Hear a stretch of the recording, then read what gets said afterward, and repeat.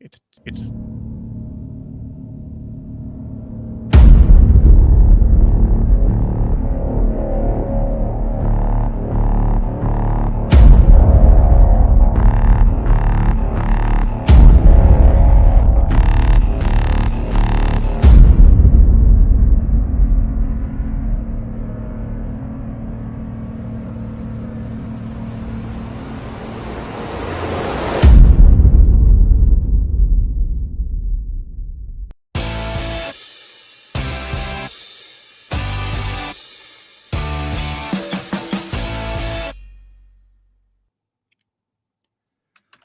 well, good, I guess, night, good evening. I don't where does the cutoff between evening and night? That's an interesting question.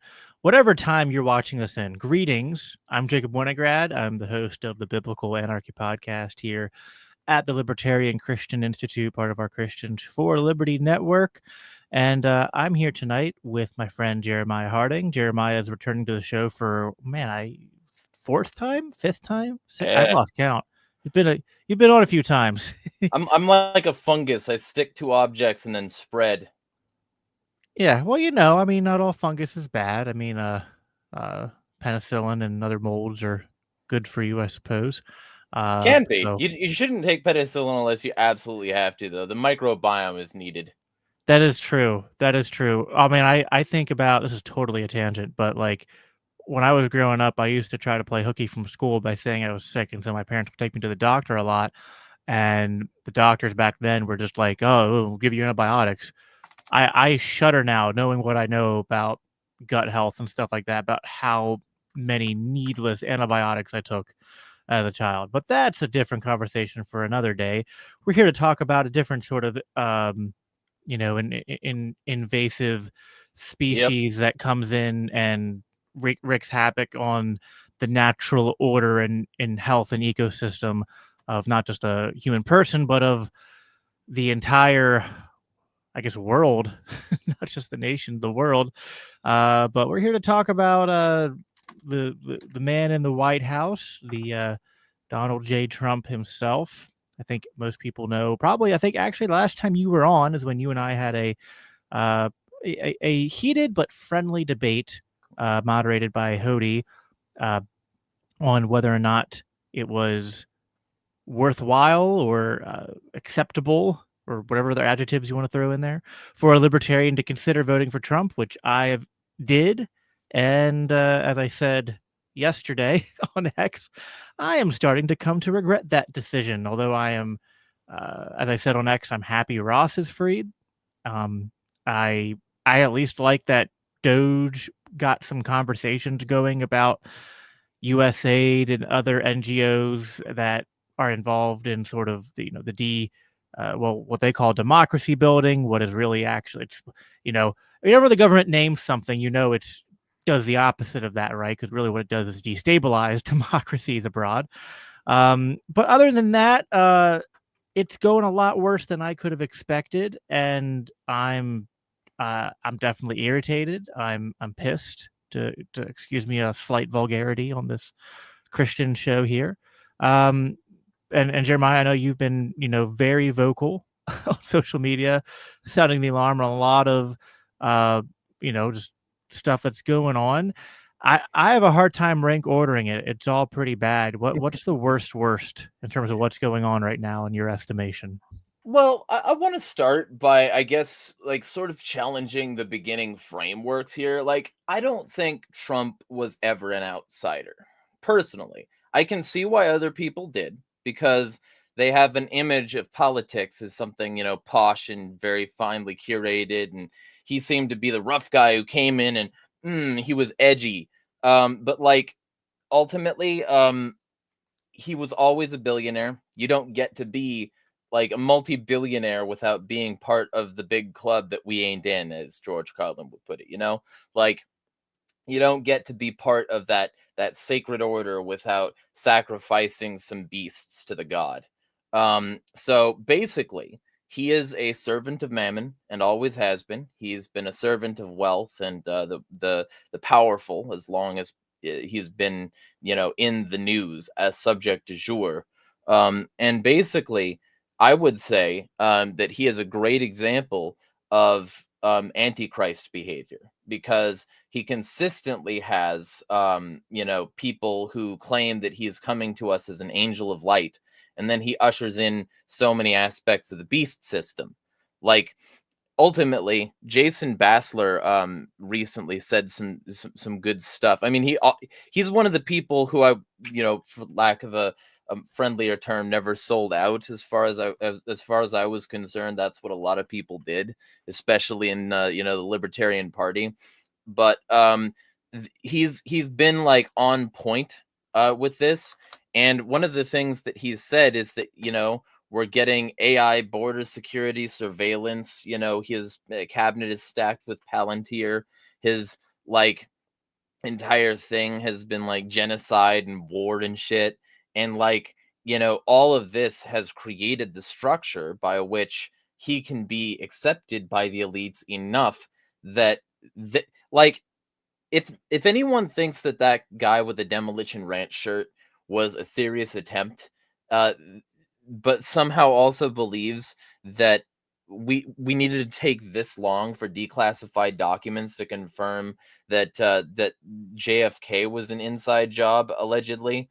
Like, if it takes that long to confirm that, it's going to take longer to confirm any real thing involving inside jobs with regard to the elites trying to take Trump out. He was a Trump supporter, and he was angry with the fact that Trump wasn't doing exactly what he wanted. Um, and that whole deal, right? He's always been an insider. He's always been sort of serving those same groups of people. But then he goes down, allegedly he got shot, but we all know that he has like WWE training, so maybe he stayed down there a little bit long to make sure it was properly applied. But either way, the general idea is you know, whether or not that was fake, he's fake. He's incredibly fake.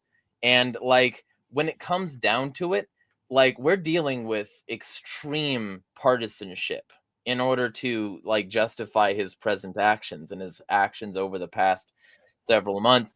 And Ross Ulbricht, yes, absolutely, it's good that he's out, but now he's a mouthpiece for Trump. And he's also serving as basically the way for people to get out of any sort of criticism of this administration. And people shouldn't have a get out of jail free card, especially when they're jailing so many other people.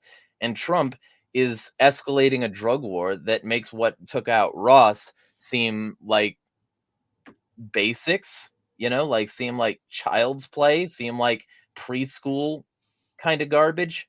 I think I've probably already sworn on this channel, and I'm trying not to do that, but I got so into the mode. Either way, the general gist of it is that um, he's doing currently to so many people what was done to Ross, and it's being considered justified because that's what this administration is for. It's for the elites to get what they want, but also get it with people cheering who allegedly support freedom. And I think a great example of it is one of the reasons I'm anarchist is Alex Jones, believe it or not. Because I was in the hey, do you want I was like a JW about it. Like, do you want a copy of a Young Americans for Liberty pocket constitution and Declaration of Independence with a foreword by Ron Paul? Do you want that? And do you want to come to my table so that I can, extol the virtues of the Cato Institute? And I was one of those people. I was one of those college people who was I have a table and I'm campaigning for Ron Paul, and we're gonna get back to the Constitution, and that's gonna save the Republic. That's how I started as a libertarian, and then somebody gave me a file copy of his documentary Endgame: Blueprint for Global Enslavement, and I was like, the Bilderberg Group. This sounds fake. It sounds like it's not real. And then I started to look into it, and I was like, whoa, this is real. This is real, and it's a serious problem because every single thing that they discuss at their summit eventually gets made into law. So I started to really look into them and all of the people associated with them. I think it was Business Insider at the time, had a chart, a handy chart. It was like um the Bilderberg group in the middle, and then like all the current, I think in 2016, people like affiliated with the Bilderberg group, the banks, the corporations, the multilateral, like, government organizations, including the Trilateral Commission and NATO and EU and UN and all of these people connected to, the corporations. It was laid out nicely there for me. So I just started to look into all of these little data points, and my bipolar, because like that's my version of neurospicy, is I've got bipolar and ADHD. And so like basically we either do one or more things, and one of the things that I have, like that I do, instead of going on shopping sprees like some of us do, because it's like it's a collection impulse, I'll collect information. And so during like the manic peaks of energy, I was just scraping as much information as possible, going through leaked databases, going on wikis, going through like aging forums to find old dead links about these people, and like all of these interconnected parts. And I was like, this is real, and it connects to so many actual conspiracies. It connects to so many actual dark parts of society. And Alex Jones is right about this. And I have to tell everyone. So I started to be like, maybe a decade ago, a real like strong supporter of Alex Jones. And I was spreading this documentary around and telling people they should watch it, and they should. It still holds up. But I then also found channels like True Stream Media, which is still good content, and they put out content about the same group of people. And all of this sort of stuff, right, led me to understand that if you become a multi-billionaire, you are part of the problem. You are not an outsider. You have served Mammon long enough to collect a lot of it. And just for anyone out there who doesn't know what I mean by that, means serve wealth. It's like a representation of wealth in biblical language. And you Well, I mean, can't it's a good thing that Jesus says that you can serve both God and money, right? yeah. Jesus Wait, is wait, very wait. Maybe that was a can't. Sorry, I mixed my yeah. positive and negatives there. Yeah, exactly. It's an easy slip up. So many Republicans do it. But like, so for the past years, right, I've been slowly like observing the right and their shift away from actually opposing these globalists. Like they all started to appropriate the language, right? Like they all started to be like Alex Jones language kind of mentality. We're fighting the globalists, the deep state. This is a coup, talking about all of the ways in which the system is against Trump, and he's our inside man, he's an outsider, but he never was. And even as far back as his last administration, like in 2019, you can read reports about how his intelligence agencies were monitoring anarchists and libertarians and classifying us as terrorist threats alongside ISIS. Um, and, and and like you can read this while also keeping in mind that his cabinet was, at his own admission, stacked with Palantir. Palantir is Peter Thiel's organization, and Peter Thiel is on the steering committee of the Bilderberg group. I thought we were supposed to oppose those people. I thought we were supposed to fight the globalists, not be on their bankroll. So, yeah, I mean, there's a lot there I could respond to, but I think what I want to say the most is that what you're suggesting is that this was a great big long con to draw up not just libertarians, maybe anyone who's dissident and on the, I guess, like the alt side of things, right? And to make them think that Trump was an outsider, and that but that, and I don't know, if you're saying that he is a useful idiot in all this, or No. diabolically Yes. like okay, so that was what I, because it's hard for me. See, I have a hard time reading Trump because he doesn't come across to me as someone who has super deep held convictions or beliefs, or that really has much of um a care outside of his like his own immediate concerns. And I honestly, I think politics is mostly, I've always thought it's more of like an ego thing for him. But um I don't know, there's a, on one hand, as a fellow anarchist, I'm very much aware that the incentives are that the state and the, different, I guess, like para organizations that make up the state and the deep state and all that, and corporations and billionaires, that they of course conspire and have hidden things from the public and have their own agendas and whatnot. Um, but I often wonder if it's all that well consolidated, or if even within that space there's competing interests and forces, and if it, you know, is it a sort of, you used the term antichrist. Is it a sort of anti-spontaneous order where it's like, I've always wondered, like, is the deep state and all this really one thing, or is it just the sort of like amalgamation of all of these, sort of like evil, nefarious groups and actors, often acting on the perverse incentive structures of state power, that it it functionally acts as a sort of leviathan of sorts anyway, protecting the powerful and the rich and the elite. I don't. That's something I've often wondered, and it's tough because it's hard for me to sift through all the conspiracy stuff, because a lot of it is just not very well researched or argued or documented. And then there's just people like Alex Jones that I just have a hard time I have a hard time taking too seriously.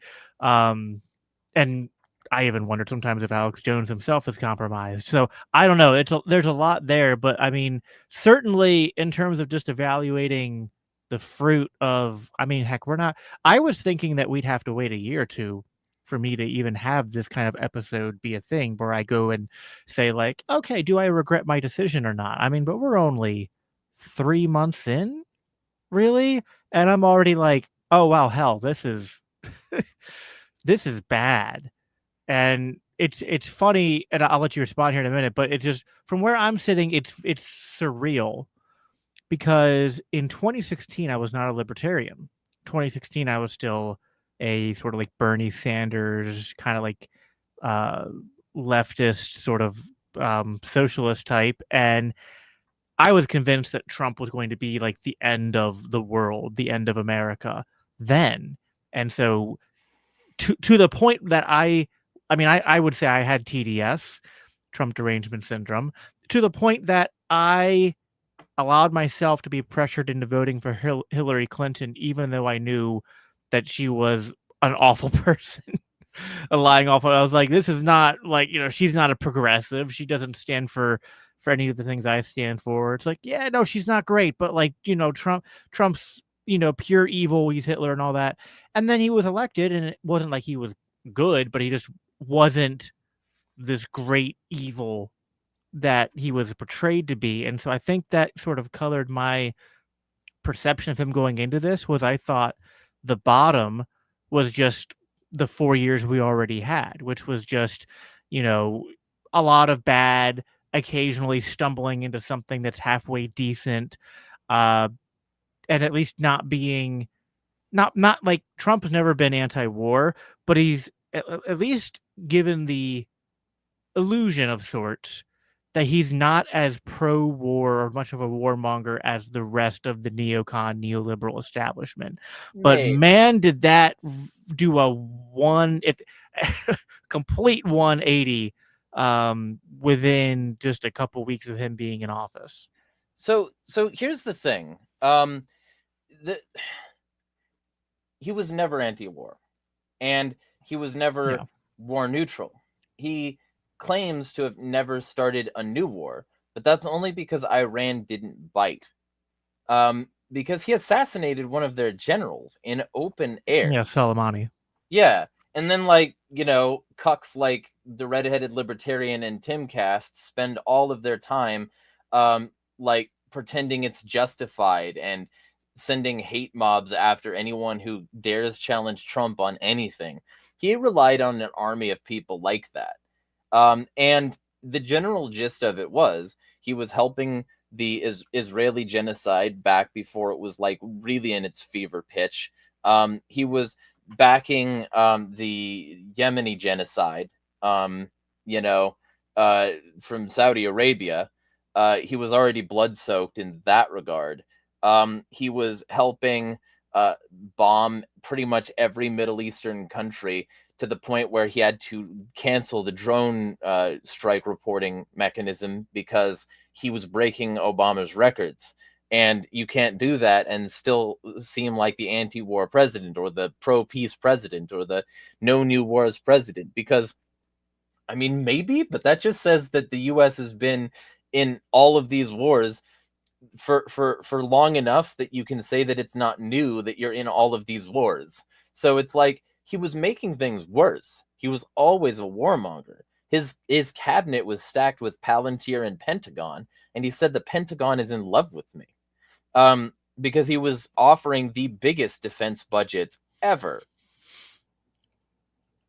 Yeah, I mean, I think it's tough. It's such a mixed bag, and that's what makes it hard to evaluate Trump. Which, and again, I can go conspiracy minded, and I remember once asking this to some friends of mine before I voted for Trump, that I even wondered if like the assassination was kind of what you attempt was sort of what you were alluding to, that it was just a way to make us think Trump was so hated by the establishment, but that really they're like, no, we're putting up Kamala and making Trump look so much like an outsider so that you vote for him and he just ushers in everything we want. And everyone was like, no, like they're not that competent. Like there's no way they could pull that off. And I'm like, all right, maybe that wasn't the plan, but if it like put it this way, if it was the plan, what would they have done differently, right? Like Exactly. the end result is functionally the And same.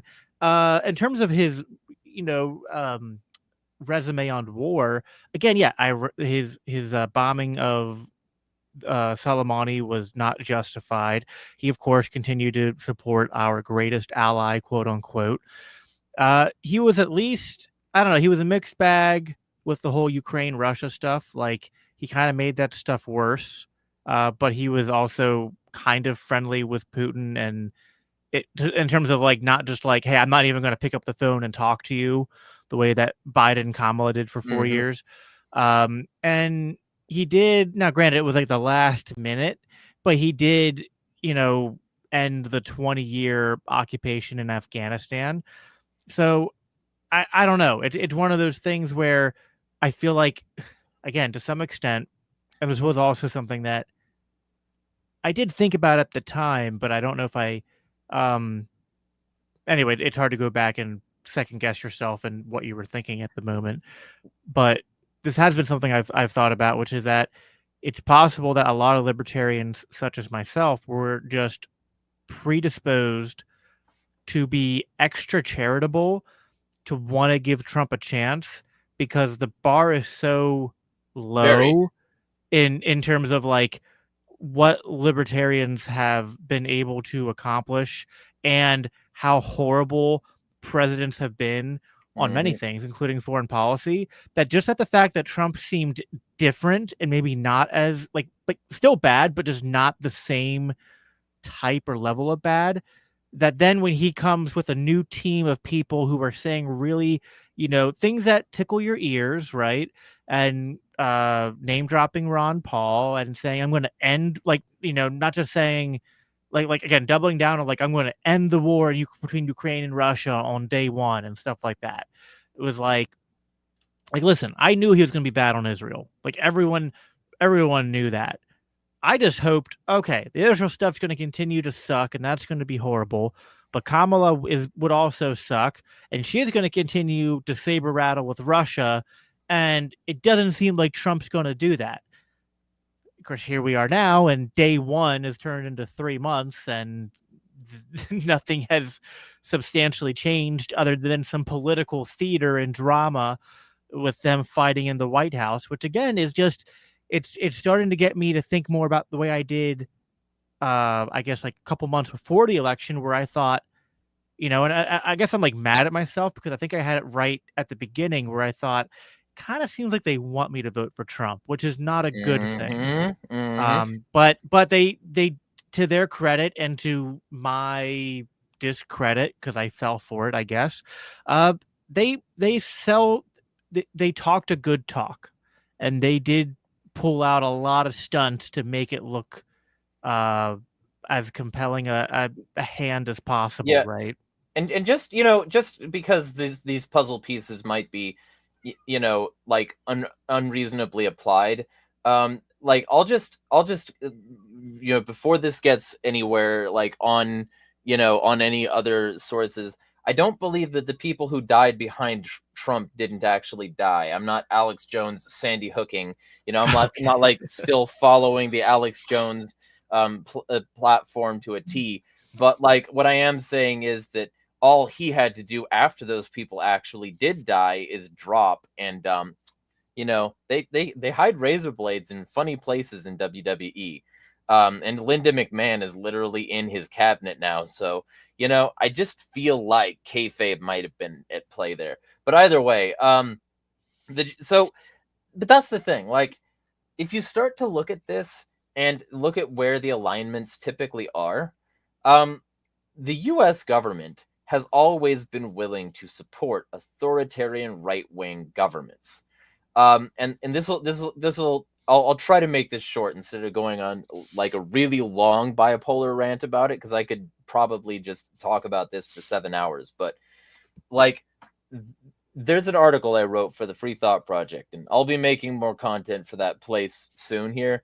But basically, the one article that I've written so far was 3 things they don't the U.S. government does not want you to know about Nazis, and it was a really well sourced article about how the U.S. government and Western governments in general helped the Nazis before, during, and after the war. And this is, I documented it very thoroughly. And I documented how basically everybody in right wing power later on down the line was at least partially related to Nazi money. The Koch brothers, Fred Koch was a Nazi. The Bush family, Prescott Bush was a Nazi. And their descendants would be the people who fund the conservative movement and the people who do the most to force the conservative like global policy down the line. George H.W. Bush was a tyrant, and so was George W. Bush. And both of them completely raped your freedom. Everybody out there should remember that. But now there are people who want to revise that history and pretend that having empathy is somehow a statist sort of infiltration, when it's in fact the opposite. Fred Koch was a Nazi, and the Koch brothers later on down the line carried his legacy over in forcing right-wing ideology into basically everything, into the roots of the libertarian movement. Samuel Edward Konkin III even included in the New Libertarian Manifesto, like, this was a problem with the original Libertarian Party and movement, is that they were ceding grounds to people like this. And like, he called it, because the movements of right libertarians and the movements of conservatism as a body politic later on down the line would all serve the elites. They would all serve their agenda, and then just package it like you were being some kind of rebel by going against the liberal elite. But that's not it. The cathedral includes the right, and Yarvin is a hack. So when people act like somebody is just an outsider because they're on the right, here's something. Jimmy Carter and Zbigniew Brzezinski, they funded, armed, and trained the Mujahideen. Yep. Those people were right-wing, theocratic governments. And those people would eventually become the offshoots of those people would eventually become Al Qaeda, ISIS, Hmm. ISIL, Al Nusra, and the Taliban. The Taliban would later on, right before 9/11, get like $53 million. Why? Because the US government wanted them to criminalize opium. What did they do? They did do that. And then they sold the opium that they seized and made a shit ton of money, pardon the language. And they use that to fuel their right wing dictatorship. And then later on down the line, the U.S. is like, "Oh, the Taliban is so tyrannical. We've got to go give them some freedom." And it's always like this, like the contra. Except the ones fighting Russia, of course. Those we can still support, but Exactly. Yeah. And it's always like this, like the Iran Contra affair. Two right-wing like organizations, two definitely decidedly repressive organizations would be supported by the US government in the form of arms or in the form of money.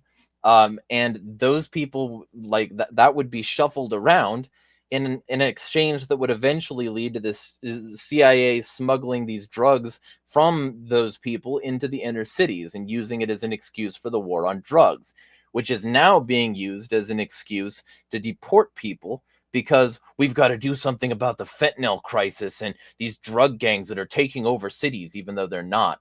mm, And even people who aren't members of those gangs are being accused of being members of those gangs. And that's all you actually need in this administration because due process is a thing of the past. And so, like, what I'm trying to say is when Trump got the US out of Afghanistan, he could have done it a lot sooner and a lot more orderly, but he didn't. And suddenly the Taliban, the new government there, has bases. They have arms. They have lots and lots of stuff. And it's not the first time the US government has handed them a package on a silver platter. So to me, this is a continuation, and it's still a continuation even to this day because the US government is helping people like Malay. It's helping people like, through Elon Musk, Georgia Maloney, who's a literal Mussolini fan. It's helping people like Bukele, who's a fascist in El Salvador. It's helping all of these global fascists as long as they're willing to I gotta say support the broader program. all of this stuff has made me more sympathetic to your criticisms towards Malay, which is not a popular position in really any libertarian circle, at least not the ones that Yep. I swim in.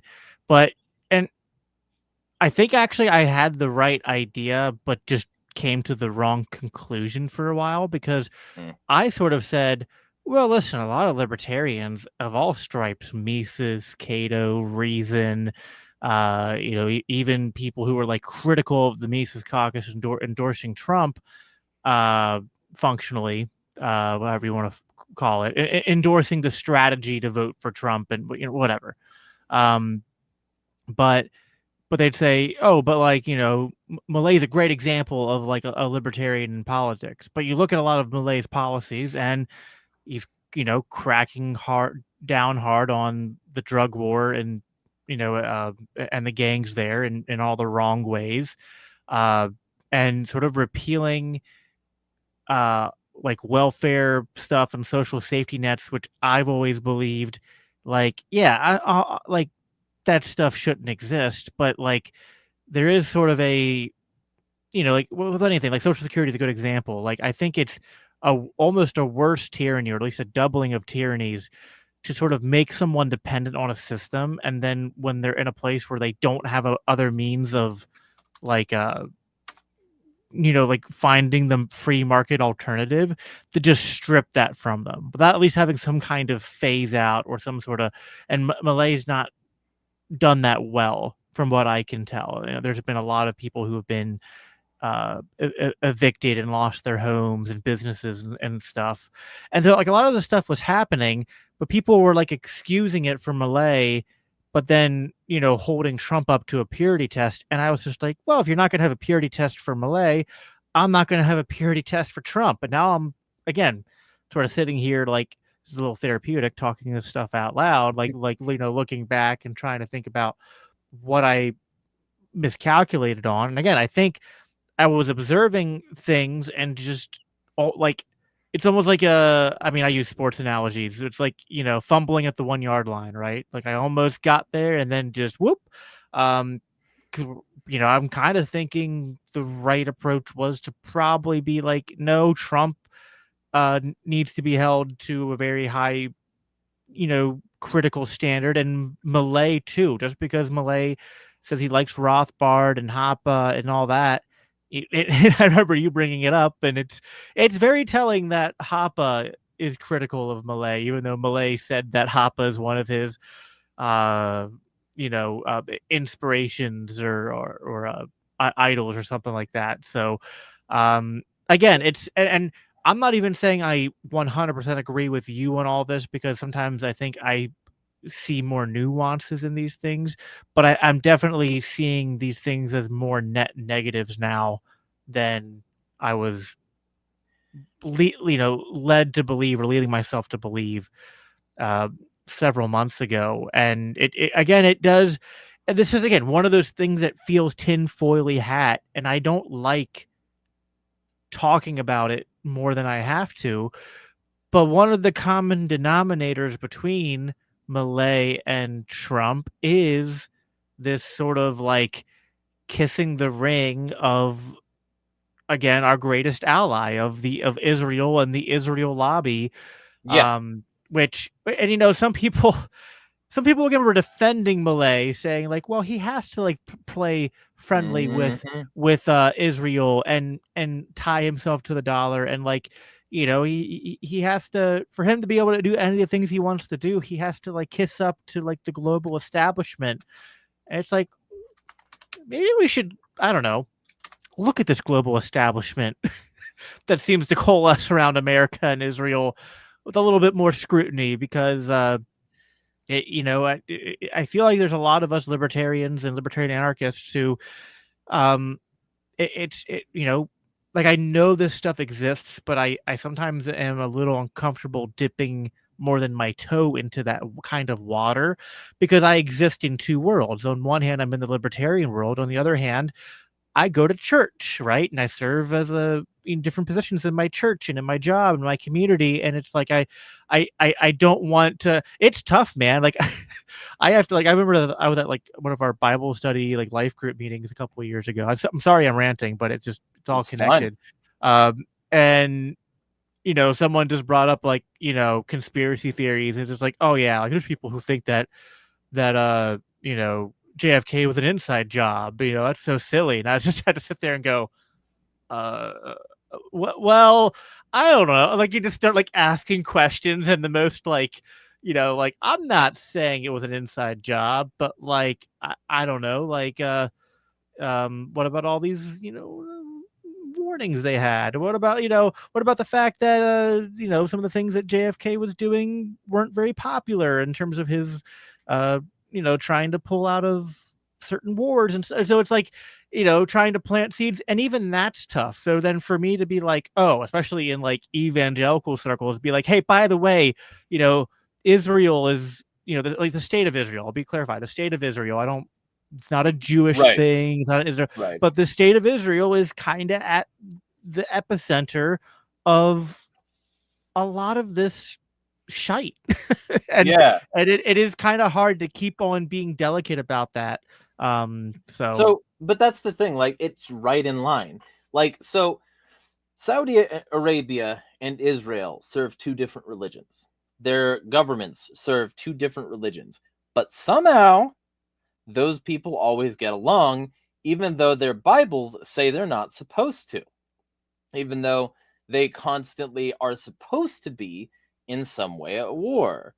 But they're not, and they're the most like approachable allies in those situations.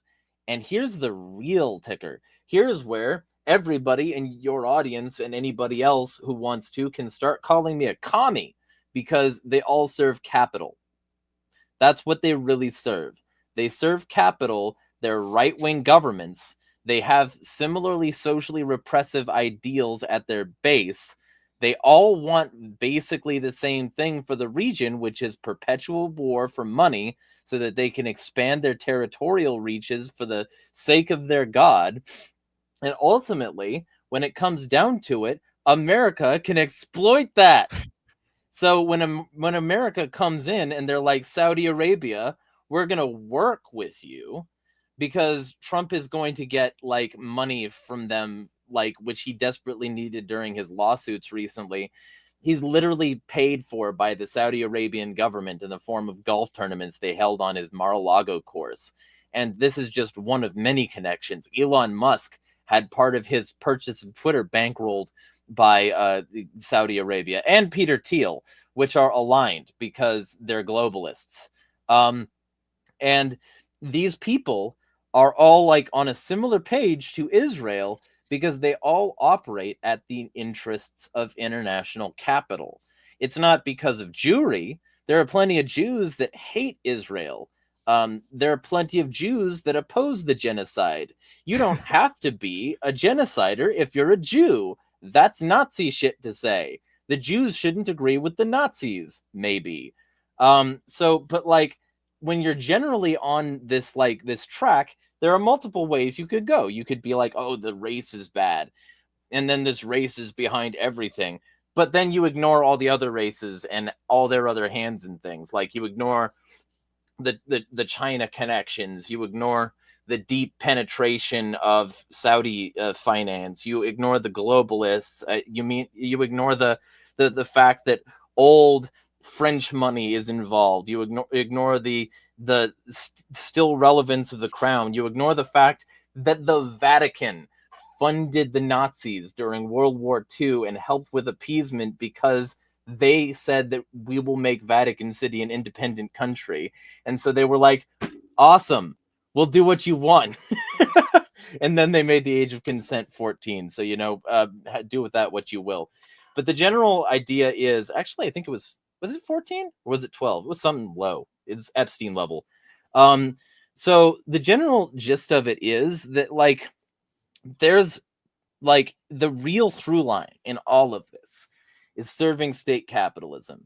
It is serving the state capitalism that Murray Rothbard was willing to call out when he called it out, because what we have is a capitalist government, and it is not anarcho-capitalist. The reason the word anarcho-capitalist exists is to distance from state capitalism. He literally said this. It's a fact that's inconvenient for many of his followers who want to claim that they're following him while also claiming that the only thing capitalism could possibly mean is freedom. It's asinine. It's dumb. No, I 100% agree with everything you said there. With the caveat, yeah, because I think, and I don't know, sometimes I've gone back and forth on that debate. I know in anarchist circles, some people just don't want to use the word capitalist at all. I just want to say free markets or freed markets, market anarchism. And I don't know, that can be semantics, and it's neither here nor there, but just the fundamental idea that like free trade and enterprise and the idea of competition and like private ownership of property and capital is not intrinsically bad, but when you pair that with in a system where you have a state that can pick winners and losers, that I don't want to overstate this, but in some ways it can be worse than other forms of state mixed economies, right? Like I've been talking to my brother about this because he was recently in Europe, and we were and he's also like a libertarian, but he was kind of like, it's kind of weird how there's certain like social welfare and like centrally planned things in European countries that seem to work better than stuff we see here in the States. And I think it's like, yeah, well, there it's like, it's not that they're not, again, it's not that they don't have any problems, right? But where it works, where those things work the best, and it's not a univariate thing, but one of the variables is that while they have social safety nets and things like that, they are not as much on that state capitalistic spectrum, at least internally, where you have the state just funneling money to the top. Right. which is exactly what you have here in America. So yeah, I think it's 100% a valid critique. It's a Rothbardian critique. Yeah, and like, As you pointed out. because you want to talk those things, like I posted this on Twitter and I'm still getting called a socialist for it, but I don't care. Um, so like I posted, my mother had a heart attack recently. This is true. She's retired. She now needs government health care to follow up and make sure she doesn't die. Anyone who'd cut her life short before stopping the state from killing people is my enemy. Libertarians desperately need optics checks in many Yeah, cases. And 100% agree.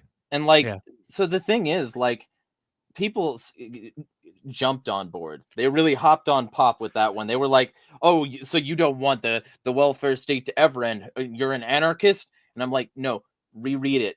It's Right. before. If you want to end the welfare state as part of ending all other states and transition onto a mutual aid society where people like her are taken care of because they contributed a certain amount or something like that, or like where we just act like human beings, or the way Christians are supposed to act, and not be stacking your wealth here on earth, but like giving what you can to those who need it, being a good Samaritan, not throwing the foreigner out like Trump is doing, like all of No, these we're gonna things. get there. Yeah, like all of these things, like, they're basics. They're basics. They should be basics for, like, but these people, they're ignoring. They're ignoring the slow decline of what they wanted. I've been invited, and I accepted the invite pretty much immediately. And y'all are free to extend similar invites should you decide to. But I was invited to be a delegate for, like, not a delegate as in like politically, but a delegate account, like, person for the Twitter account for Libertarian Party of Louisiana. um and so I am now posting over there, and much to the hatred of certain people who would rather see me faded to obscurity because they can't really disprove what I say, um the account over there posted this thing very recently, and it's a nice little chart. I don't remember if it's them specifically. I think it is because it's watermarked, but they posted this chart, and I'll post this in the private chat here so that if you want to, you can share it on the screen. But I think this chart tells a great story. I didn't post this one. I post a lot of stuff there, but this was not mine. This one is talking about how Doge has revised its projections again. In October 2024, it was 2 trillion in annual cuts. In January 2025, it was 1 trillion in annual cuts. And now it's only 150 billion in annual cuts. Doge, in about 6 months, cut its goal by about 93%. Meanwhile, the Trump administration is ramping up spending over 150 billion, higher than both Biden years, and is asking for a $4 trillion increase to the debt ceiling. People should listen less to what politicians say and watch more of what they do. Um, and that's exactly what it is. Like, and when you talk about Malay, he's doing very similar things. The peso tumbled after what they took recently, an IMF bailout of $20 billion. IMF, the IMF Yeah. is a globalist organization. These people, the right, pretends to fight the globalists, and then they do anything but. Yeah. And so, like, they want to talk about like ending benefits as though that's somehow like an awesome thing. They want to talk about ending benefits, right? Because when you're talking about like how to market an idea, telling old people that they're going to die soon because they can't afford their health care, and they're going to be thrown off their social security, and all of these things are going to go away, while Trump is pushing a $1 trillion, let me repeat that, $1 trillion military budget, it's probably not going to sell well. Or while he's also saying that there's going to be unlimited jobs in Gaza, we're going to clear out the minorities, it's going to be a cleansing of an ethnicity. We're going to do that, and it's going to be unlimited jobs in Gaza, and we're going to make it a paradise. And he posts this AI video where, like, Trump is a golden statue. This is antichrist behavior. Yeah, that's I think I temporarily sort of forgot, or at least wanted to diminish the insane levels of just outright like cult idol worship that goes on in Trump and MAGA circles. But like, man, did that come back with a vengeance, and is it disturbing as ever, especially for those who literally conflate Jesus and Trump. And I have to try not to start flipping tables when that happens. Although maybe I should flip some tables. I don't know. Uh, no, listen, there's a lot there I agree with. I think that it's sort of like there are a lot of these thought experiments where it's like you don't want to cut the sort of social spending that provides meals to people in prison before you abolish prisons, right? Like that would be, I mean, just a total inhumane disaster, right? People like you're psychopathic, that you just be like, and we're gonna like, I want to free these people, but in the meantime, we're gonna starve them. Like, what's wrong with you? And I kind of feel that way about most of our. I mean, not that like not. I'm sure there are some social welfare programs that like I wouldn't necessarily object to being cut in the short term, but there are certain ones, especially related to healthcare, especially because again, so that like Harry Brown quote that's like the state, Breaks breaks your your leg. knee, breaks your Yeah. leg, gives you crutches, and makes you think couldn't walk without them. Um, so to kind of like take that analogy maybe further than its original use, but like that is what it does. But once it does that, it is cruel to take the crutches away while the leg is still broken, right? Like if the state hurt you, I want the state to disappear. But while you are in this state where the state has completely screwed you over, then it's like, you know, the state kind of owes you that sort of restitution is sort of the way I view it. At least until you're able to, be fully recovered, and that's why, like, let's say you're gonna like phase things out or something like that.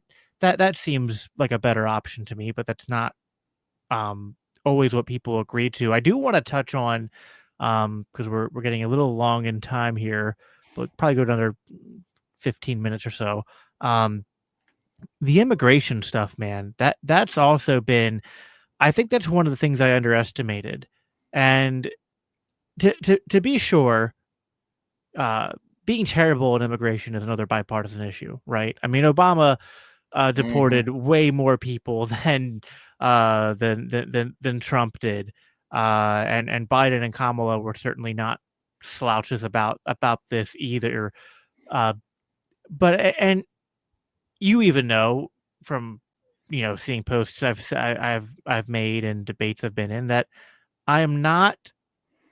So again, just to make my position abundantly clear, I'm an anarchist, so my position on state borders is they don't even really exist and should the state should stop should cease to exist in its entirety.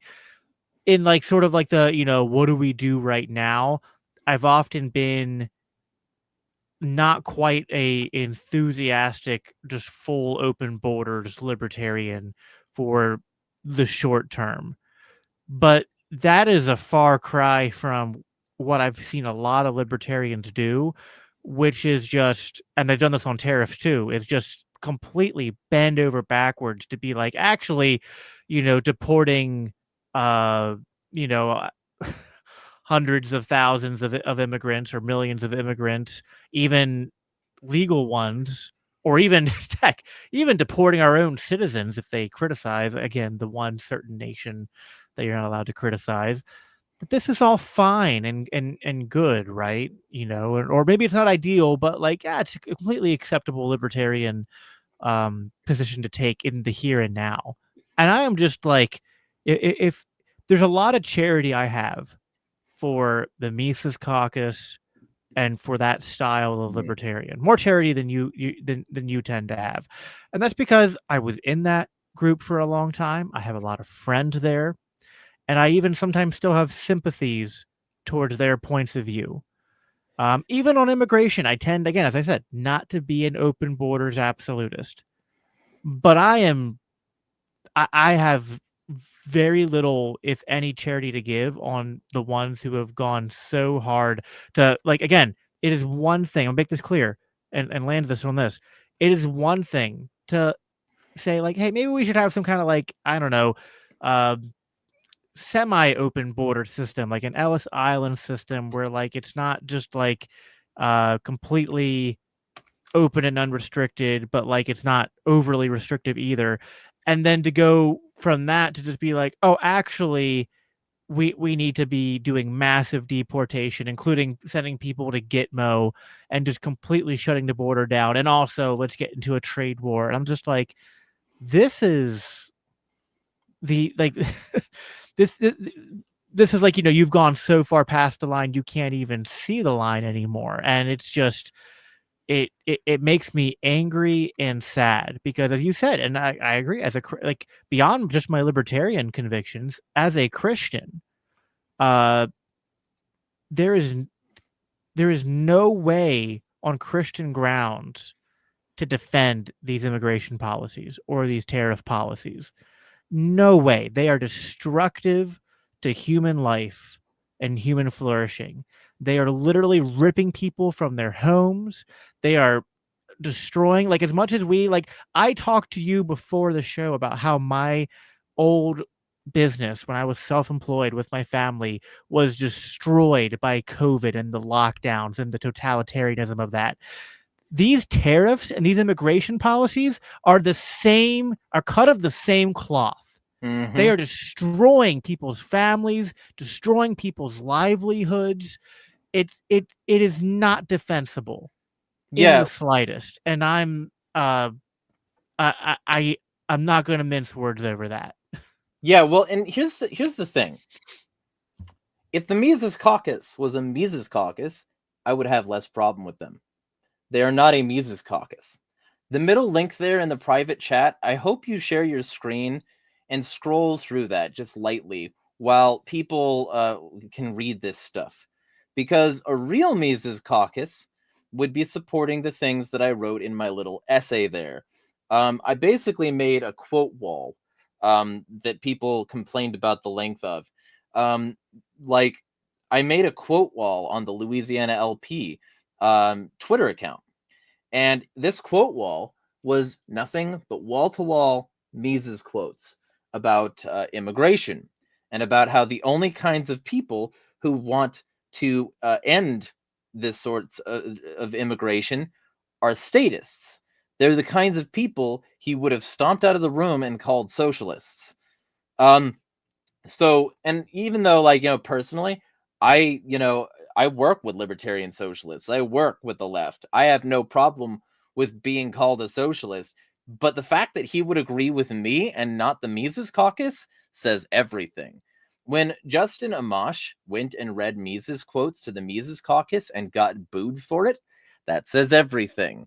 When the Mises Caucus removes me from their spaces and silences me, like, in their groups, and blocks me on all their social medias because I criticized Javier Milei, a foreign pro-war president, because, like, his policies were directly antithetical to what Mises would have promoted and supported.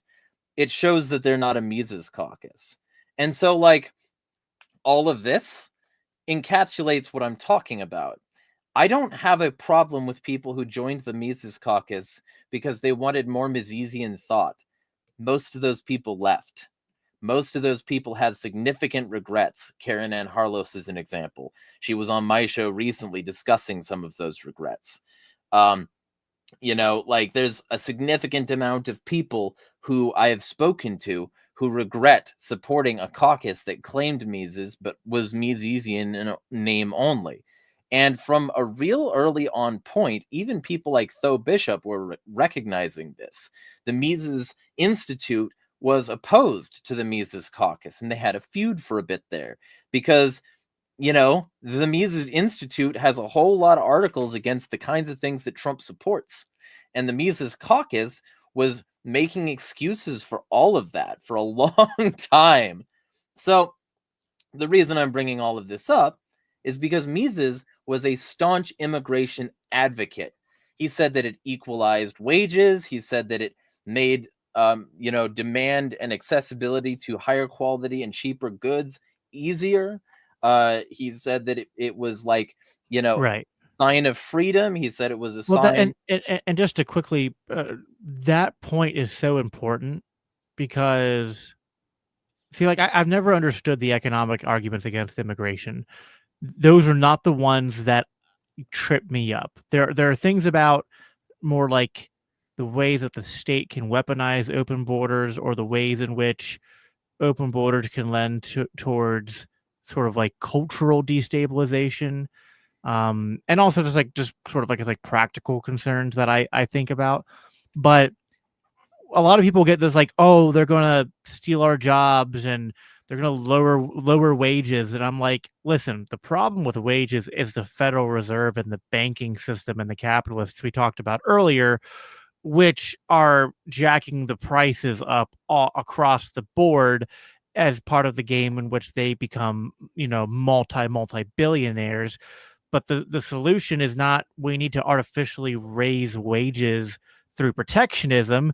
It's, as you just said, lowering costs by creating more abundance of goods. Mhm. That's like the economic side of this stuff has never made sense to me, that anyone who calls themselves a libertarian, who has ever read anything of Mises or any other, you know, economic libertarian, could ever have any strong grounds to object to free from. Anyway, Yeah. sorry to cut you off, Well, but I just thought that's important to point out during this time of hyper protectionism in the form of tariffs and immigration controls. yeah, and like the Libertarian Party has planks in it that talk about how like we need to keep the like anything that gets in the way of like the free like travel of human capital and labor across borders is anti-libertarian. And the What was the libertarian number one rallying cry for the takeover post the initial like Sarwark getting, you know, saying things about the Mises Institute?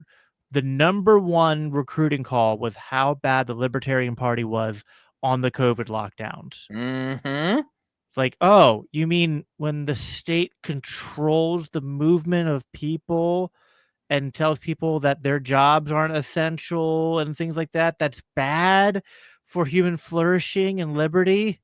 It's almost like when Ron Paul said that the borders can be used to keep you in, you should have listened to Ron Paul Right. rather than Angela McArdle.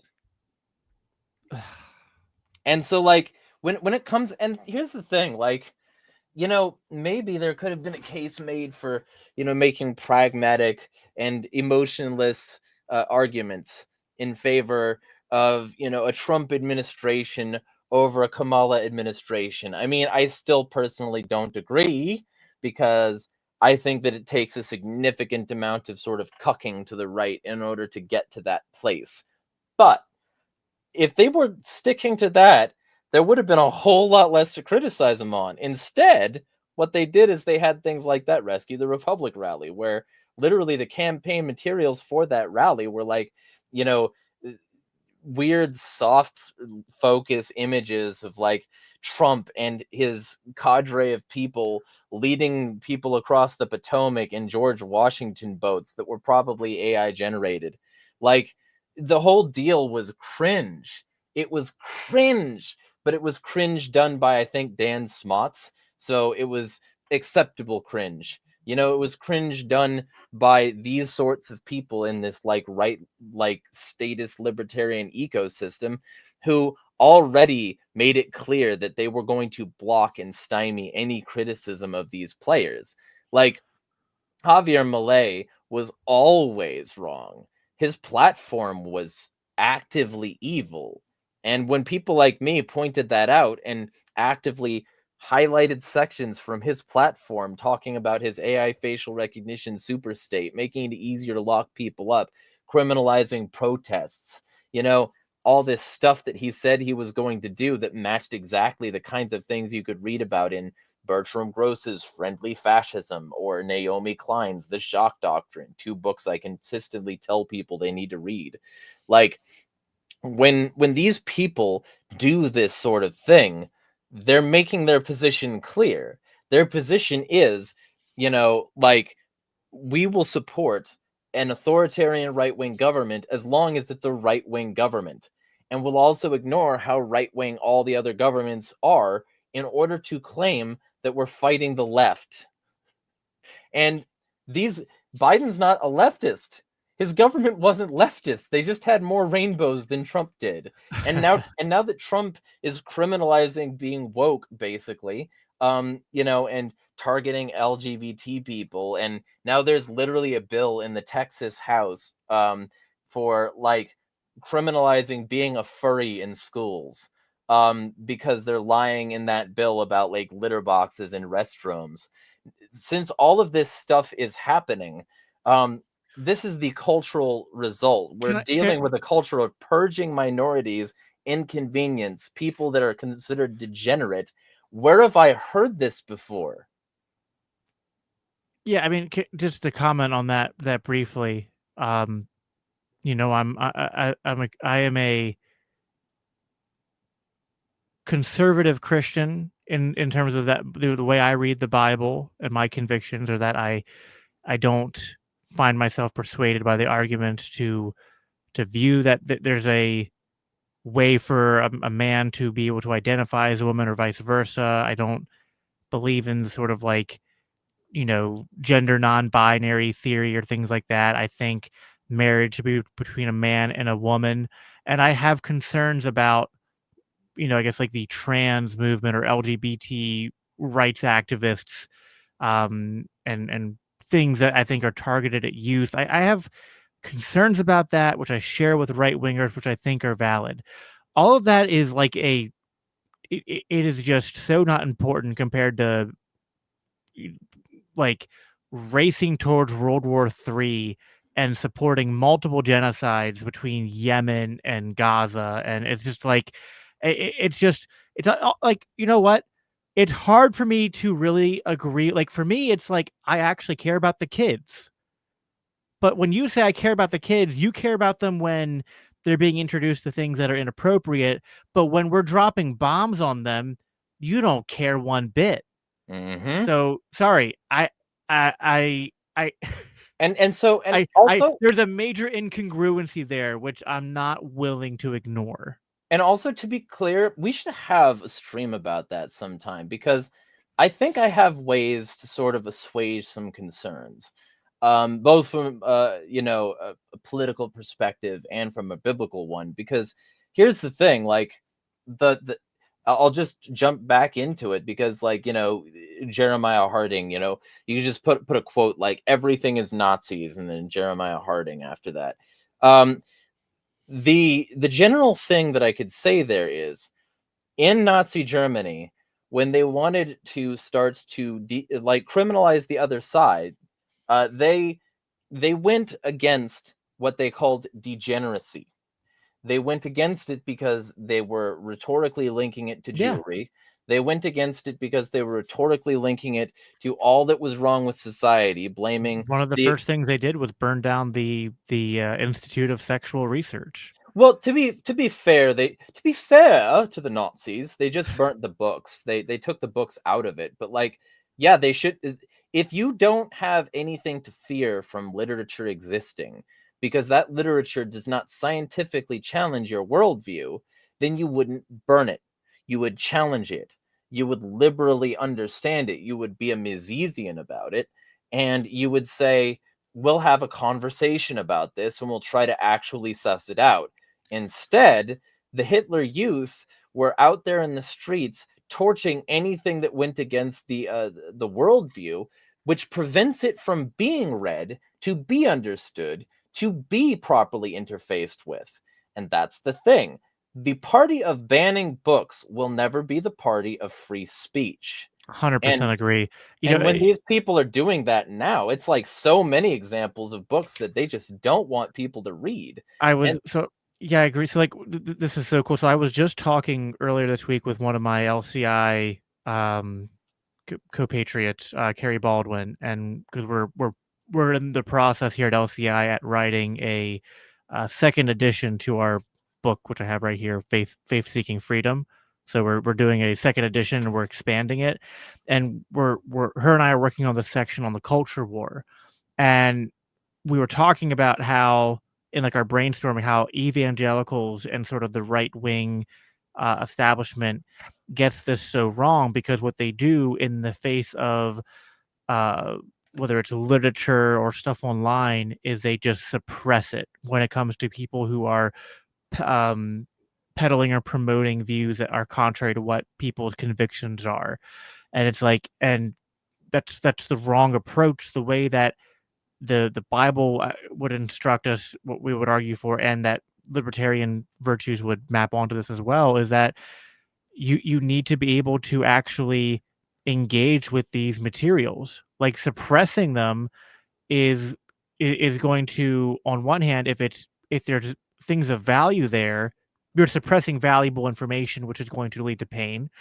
If there is something there which is in error, suppressing it is just going to attract people to it, and then when you go to try to show where the errors are, you're not going to be able to do that effectively because you haven't actually engaged with it. You haven't read it. You haven't. So it's like Christians who have this allergy to the point where they're not willing to engage in the conversations or read the literature or things like that. Really tips Like, their hand, doesn't it? right. They basically are sowing the seeds of their own defeat in the quote unquote culture war. And then what they resort to is what you were talking about, which I've been sounding the alarm on for a couple of years now too, which is to say, yeah, like the whole like call for degeneracy. Well, I think calling out things that are sinful in society is part of the role of the church. The antidote is the gospel and Christ and salvation and the Holy Spirit. It's not the state and coercion and totalitarianism. And it's like, and if, I mean, you should believe that when Jesus basically gives us that model. And also, like, hey, wouldn't it be cool if God had this, like, I don't know, incredible foresight to sort of like put in the biblical narrative itself a sort of experiment where he gives people a bunch of laws in a state and says, you're going to use coercion to stamp out sin and disobedience and degeneracy, Didn't and work out so well, did it? didn't work. It never worked at all.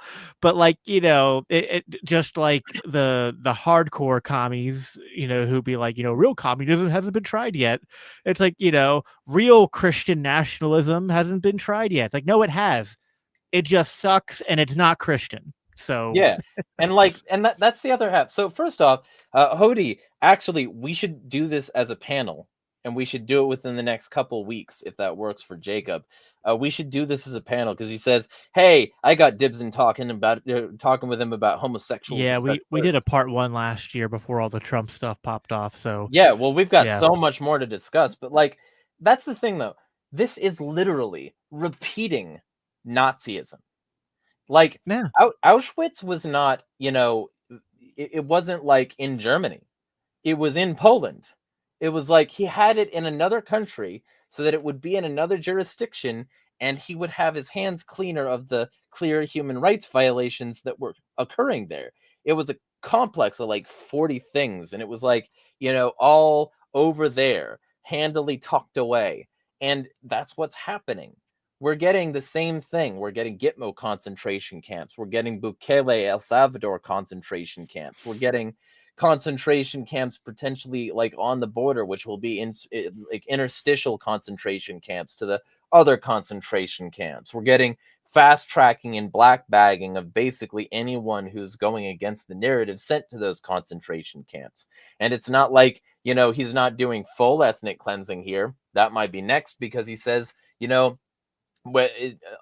said this to Bukele directly. He said was gonna, get the homegrowns next. I'm a homegrown, and you're a homegrown.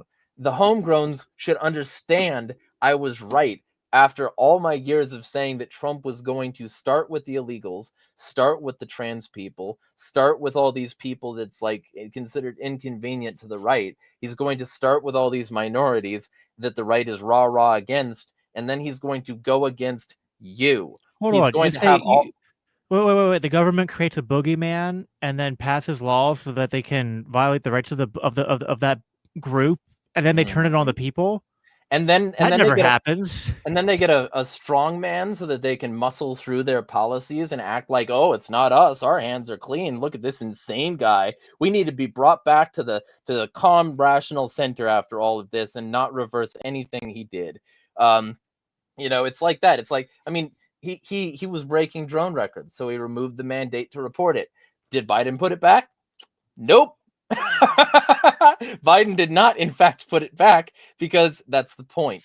The state wants people like this to push things through that they can then use. Trump was the architect of the lockdowns. Trump was the guy who was hyperfunding the Pentagon with COVID money. Trump was the guy who was like, running the facial recognition super state that would enable like contact free everything during this all. He was working. He hired Fauci before Biden did. He was the guy, and then he got to pretend because of the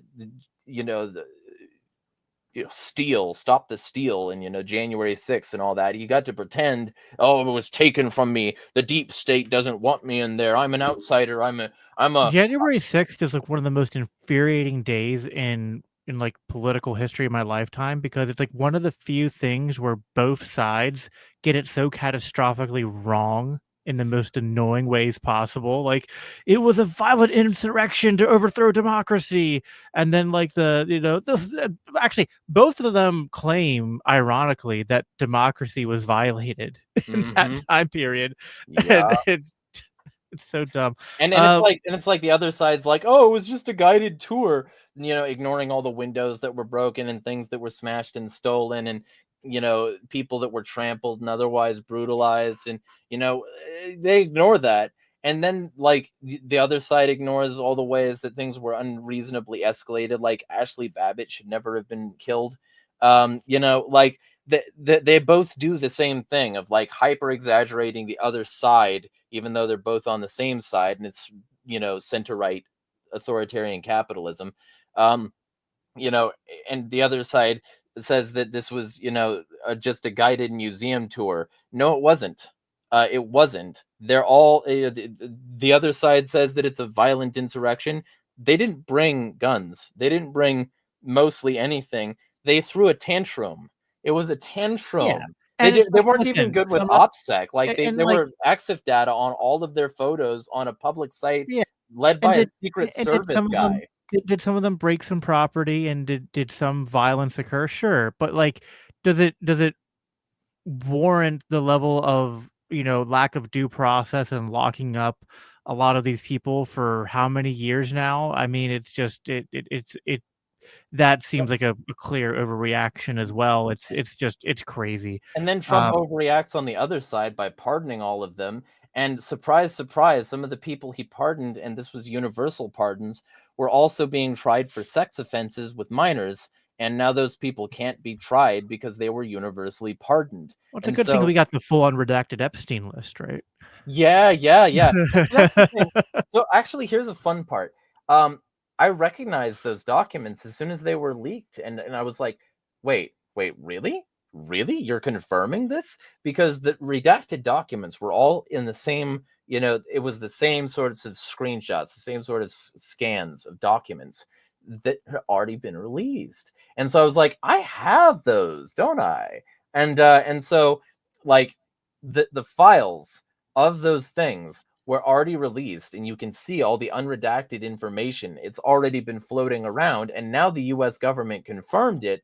But instead of like recognizing that, this would be a great time to show, transparency and being like actually the most transparent administration, you know what they're doing? They're sending out these binders with photo ops for their favorite handpicked journalists. It's the same exact thing as the Twitter files with Elon Musk. Like That's the reason he went against Taibbi so hard afterward, because Taibbi broke ranks and he was like, you know what? Actually, there's some pretty bad stuff happening, and also we're going to do some cool stuff with our with Substack.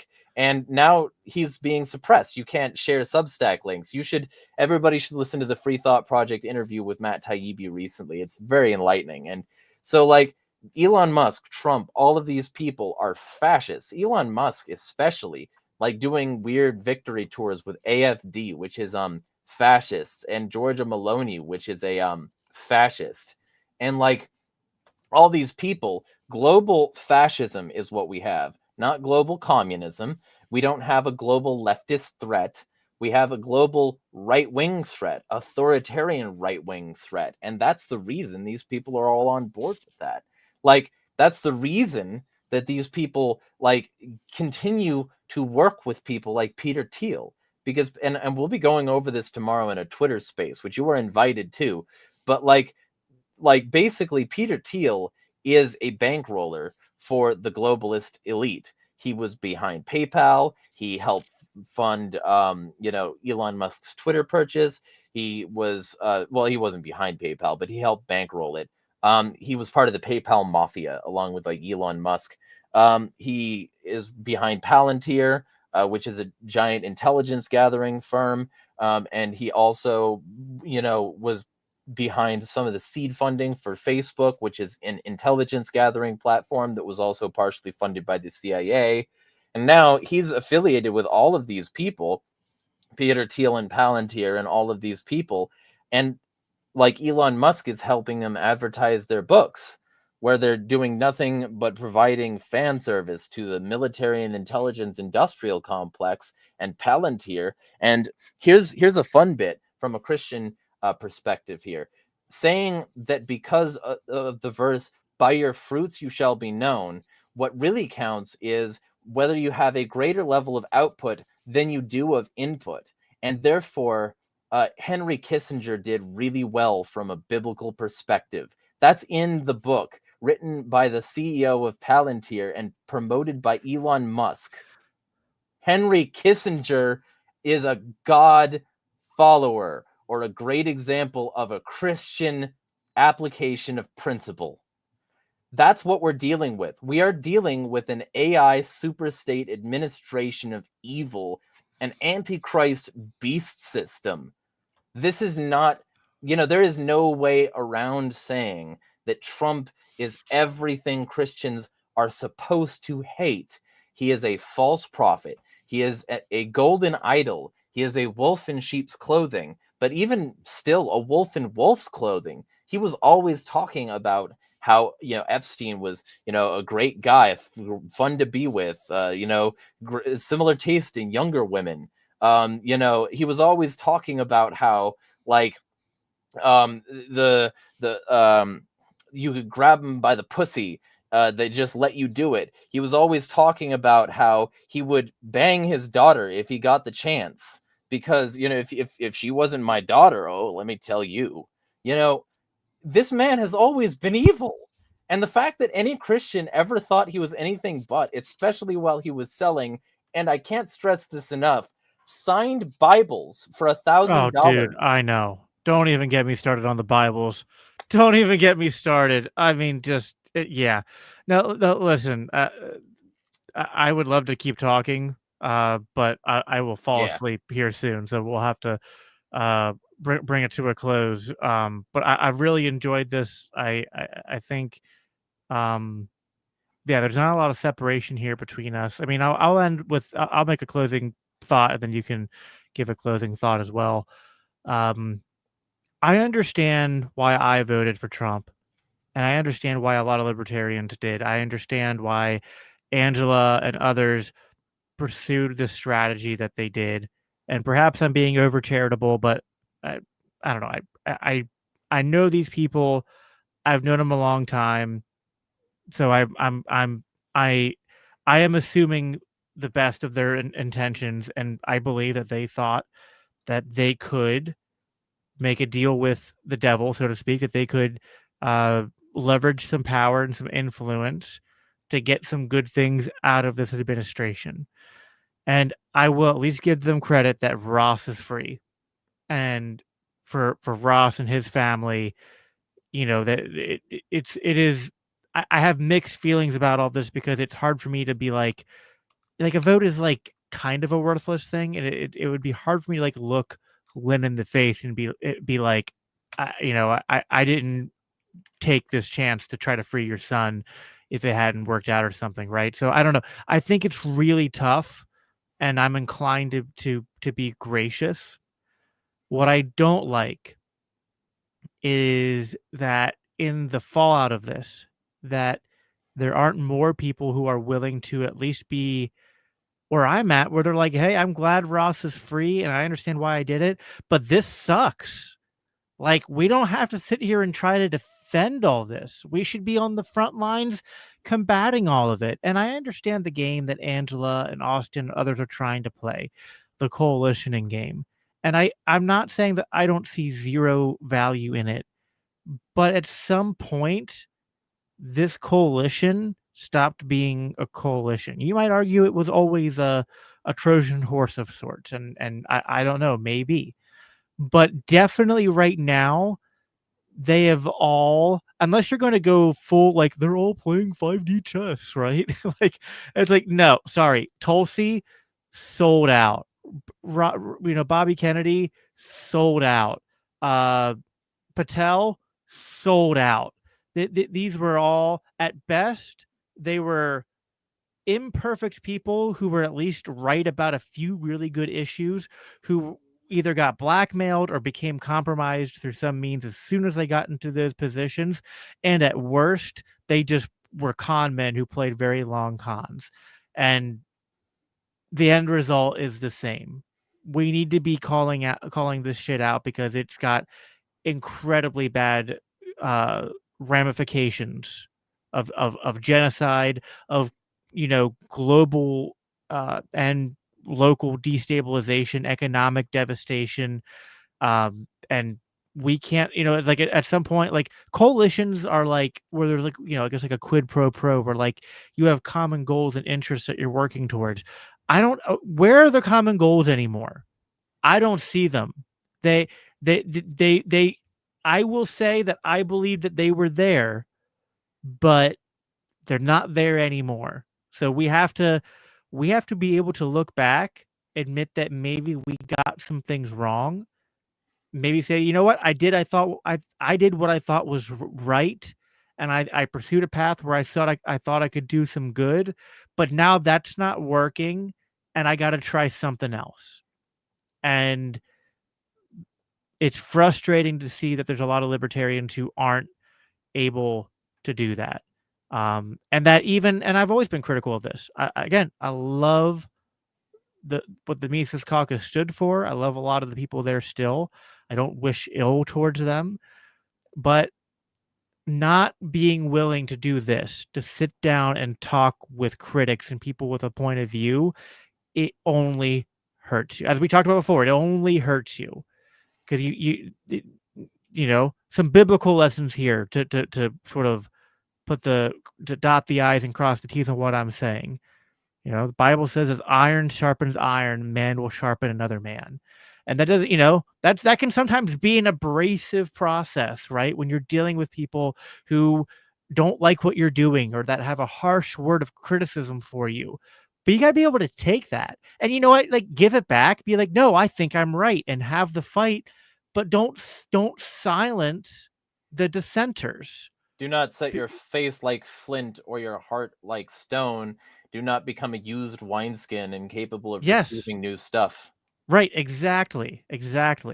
And I'll just, one last word of biblical wisdom to kind of put a cap into this, and I'll give you a final word as well, is that I understand wanting to find as many ways as possible to combat evil, but we cannot overcome evil with evil, as Romans 12 says.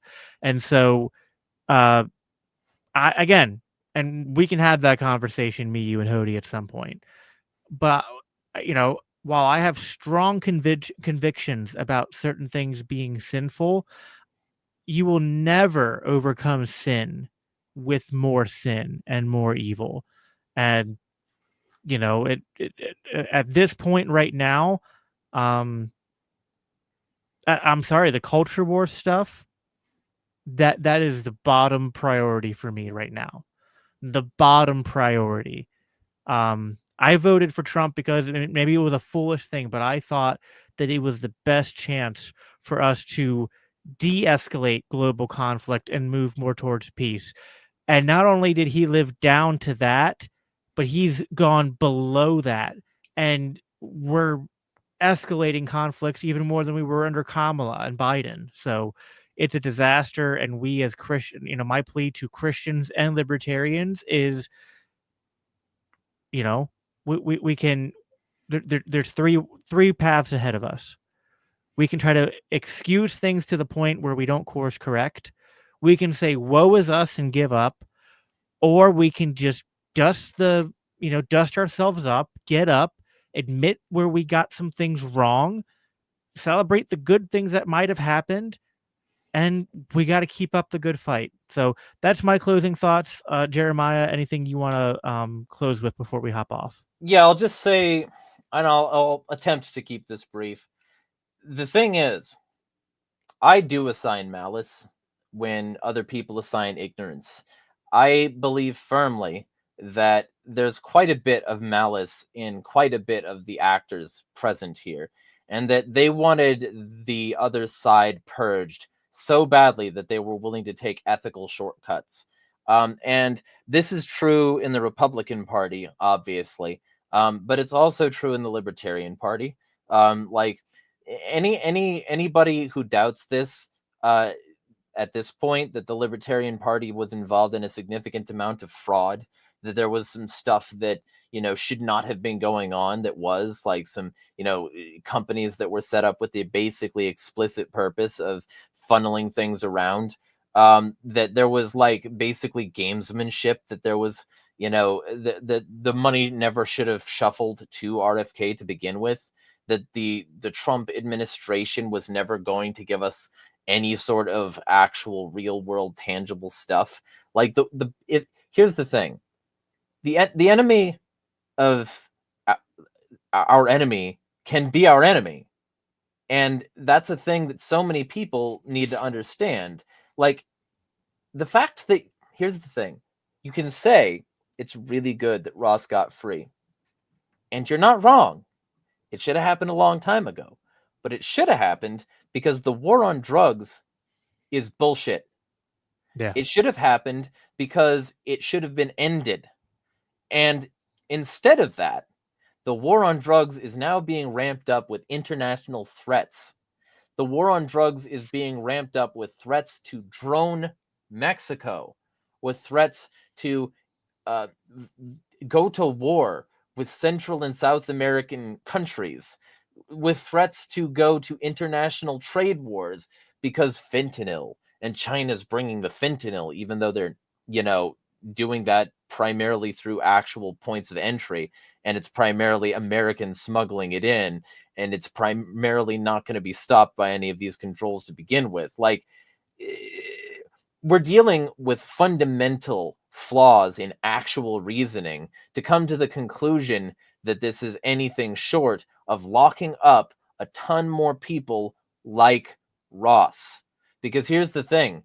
If your worst allegation is that somebody sold some drugs, there was one of these people who got arrested, and then immediately people are like, "Ooh, he has a weed charge on his record."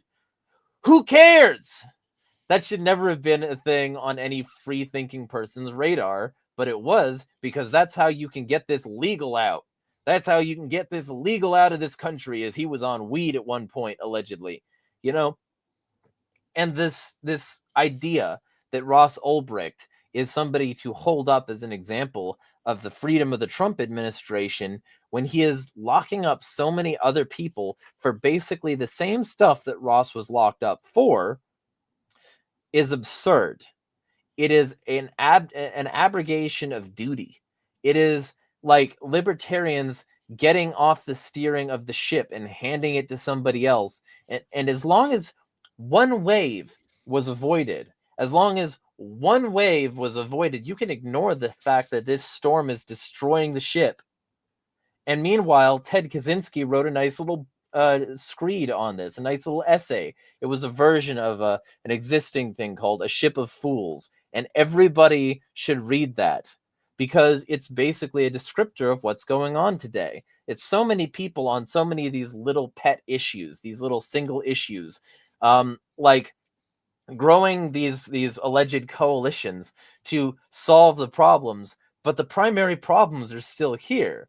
The ship is heading toward that iceberg, and we are bickering on the deck about all these little tiny things, and also like finding minorities to blame, finding boogeymen to assault, finding people that can be deported, finding people that can be jailed, finding people that can be beaten, can be tracked, can be isolated, can be blamed. But the real people to blame are the people in charge. The real people to blame are the people who run this. And those people are not stopping running this because Trump is in charge. They're just being more open about it and less conciliatory. They never cared about wokeism. They never cared about pride. They never cared about your minority status. You were somebody that they could put on an ad so that it would make it seem more inclusive, so that more people in your demographic absorbed the performative wokeness and bought their product or signed up to their agency, even if it's the Central Intelligence Agency. I'm so glad that somebody of minority status is the one doing torture programs and droning people. It's such a good thing. It's So like, literally the meme about the bombs have rainbow flags on them. yeah. Right? And so like what you need to understand is everything can be co-opted. Everyone is subject to propaganda. Everyone can be manipulated. Everything can be tainted. If you're a Christian out there, there are demons everywhere. There are demons in your church. There are demons in your politicians. There are demons everywhere. And unless you're willing to actually fully test the powers and principalities and the spirits as they are, you are subject to their power. And you need to understand that because we are dealing with fundamentally evil forces that have already shown themselves historically to align themselves against the human spirit and liberty in every single iteration they've had. Yeah. You know, that passage, you know, we don't struggle against flesh and blood, but against uh you know, darkness and for principalities and things like that. You know, I anyway, that's a conversation for another day, but it does make me wonder how much of the solution involves politics at all. But There is again, no political solution. I know I kind of set you up for that, but that's a conversation we still need to have at some point. So we'll definitely will do so. Jeremiah, I enjoy our talks. I know there's a small subset of my audience that thinks you're a communist or doesn't like you, but I don't think you're a communist. And I think that even where I disagree with you, I appreciate your perspective, and I'm always happy to have you on the show. People can follow you on X at Insanity is Free, and check that space out tomorrow. I might try to attend if I have time.